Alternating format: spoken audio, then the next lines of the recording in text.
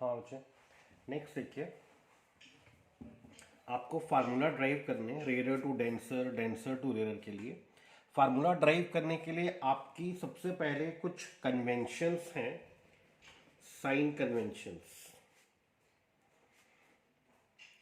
Sign conventions क्या हैं? Sign conventions are, first is all distances has to be taken from the pole. All distances has to be taken from the pole of spherical refracting surface.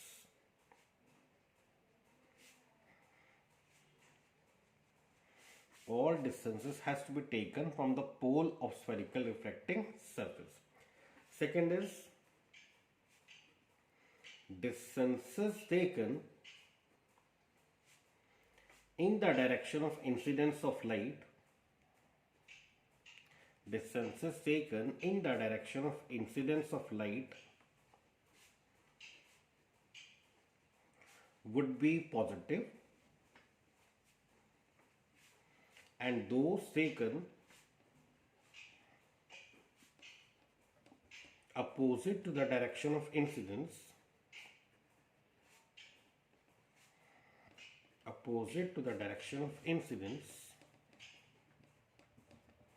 would be negative. तो first is, अगर आपके पास ये spherical refracting surface है, आपके पास ये object है, आपके पास ये सेंटर ऑफ कर्वेचर, मान लीजिए यहां पर इमेज बन रही है। ऑब्जेक्ट डिस्टेंस आप क्या लेंगे? PO, that is U। Image distance क्या होगा? PI, this is V। Radius of curvature कितना होगा? PC, this is R. So all distances has to be taken from the pole of spherical refracting surface. Object distance is PO, image distance is PI, radius of curvature is PC. Next is distances in the direction of incidence of light would be positive. तो check करना, ray of light इस तरफ से incident हो रहा है, ये हमने नॉर्मल ड्रॉ किया। मान लीजिए image is form in this side, image मान लीजिए यहां पर फॉर्म होता है, तो ऑब्जेक्ट डिस्टेंस क्या हुआ? PO। रे इधर से आ रही है, इधर से आ रही है। PO किस तरफ है? Opposite to the direction of incidence, this is negative. PI किस तरफ है? In the direction of incidence. PI किस तरफ है? In the direction of incidence, this is plus V। Radius of curvature किस तरफ है? In the direction of incidence, PC, that is plus R।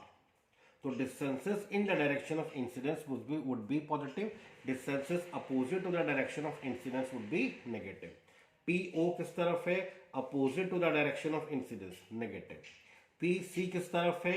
in the direction of incidence, positive. PI किस तरफ है? in the direction of incidence, that is plus V. So distances in the direction of incidence of light would be positive, distances opposite to the direction of incidence of light would be negative. Formula derive करने के लिए कुछ assumptions हैं।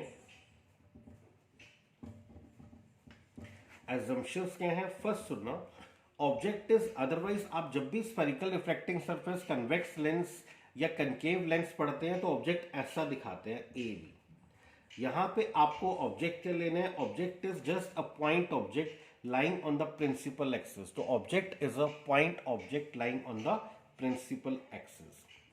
Second is aperture should be small, इसका aperture small होना चाहिए। Aperture small होने से क्या होगा? अपर्चर स्मॉल होने से ये होगा कि जो भी डिस्टेंस M से है उसको आप P से ले पाएंगे, because M and P lies close to each other. तो aperture should be small that all distances which we are taken from M can be taken from the pole. जिसको आप M से ले रहे हैं वो आप पोल से ले सके। Second, third is the incident ray, the refracted ray and the normal make small angles with the principal axis. Incident ray, refracted ray and the normal, ये जो एंगल फॉर्म कर रहे हैं प्रिंसिपल एक्सिस के साथ, ये इंसिडेंट रे, ये refracted रे और ये रहा इसमें normal. These make small angles with the principal axis. ये स्मॉल एंगल्स बनाए प्रिंसिपल एक्सिस के साथ. That means alpha beta and gamma should be small. अगर ये स्मॉल होंगे तो एंगल ऑफ इंसिडेंस और angle of refraction automatically small हो जाएंगे. और अगर एंगल ऑफ इंसिडेंस और एंगल ऑफ रिफ्रैक्शन स्मॉल हुए, इन दैट केस आपको पता है if the angle is small then sine theta can be written as theta. So in that case sine I approximately equal to I and sin R approximately equal to R.